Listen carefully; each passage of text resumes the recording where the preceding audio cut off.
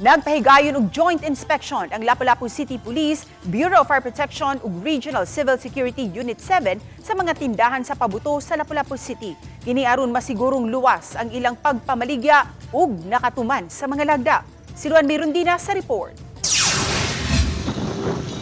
Karong adlaw, December 16, nagsugod na sa pag-display sa mga firecrackers ug pyrotechnics ang pipila ka mga vendors sa Lapu-Lapu City. Ubay-ubay pa hinuon ang wa pa maka-display ug nagsugod pa sa pag-set up sa ilang mga stall. Karong tuiga, higpit nang gidili ang pag-set up og mga stall sa pabuto, haduol sa mga panimay ug ubang mga establishmento, ilabi na ni adtong adunay mga open fire nga mga kananan. Ug gihimo ang Taka New Road nga mo'y dapit alang sa mga firecracker vendors nga maka-display sa ilang mga paninda. Usa sa mga manindahay ug pabuto ni butyag nga nitaas og 5,000 pesos ang ilang abang karong tuiga apan malaumon silang mabawi ra nila kini kung maayo ang ilang halin. Nautpunta nga bisan sa katong mga naagian nato dili gyapon ta mo tangan paglaom no. So since kaning pabuto usa man ni sa kuan pod kanang maka another year kay ma-renew pod ang ilahang mga hunahuna ug ang ilahang kuan maka-healthy mind pod ang kaning mga fireworks. Samtang kaganiha, nipahigayon og joint inspection ang Lapu-Lapu City Police, BFP ug Regional Civil Security Unit 7 ug tagsa-tagsa nilang gisusi ang mga stalls nga nagsugod na sa pag-display sa ilang mga tinda.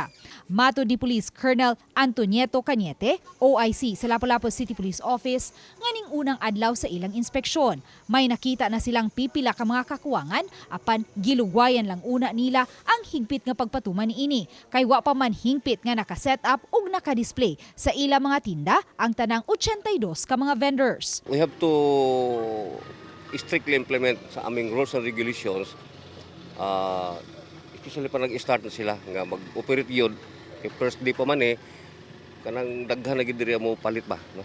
So we will closely monitor them and impose a proper observance of safety. Wala pa usab hinuoy nakita ang Regional Civil Security Unit kun RCSU 7 nga mga gidili nga mga pabuto. Ubos sa lagda sa RCSU, gidili ang pagpaninda og mga firecrackers nga mulapaw sa 50 kilograms ang timbang. Samtang gidili usab ang mga pyrotechnics nga mulapas sa 100 kilograms ang timbang. Kung may mamaligya niini, hayan i-confiscate kini og pahamtangan og penalty ang vendor. Revocation, then napagani imprisonment of 6 months to 1 year and also a fine of about 20,000 to 30,000.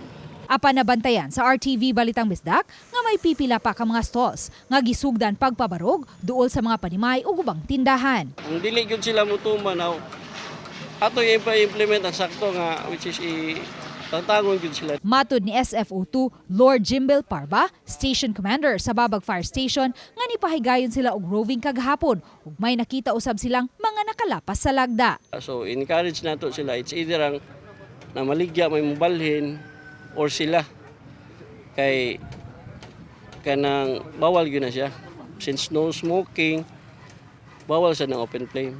Uban ni Godfrey Rilien, Luan Mirondina, Balitang Bisdak.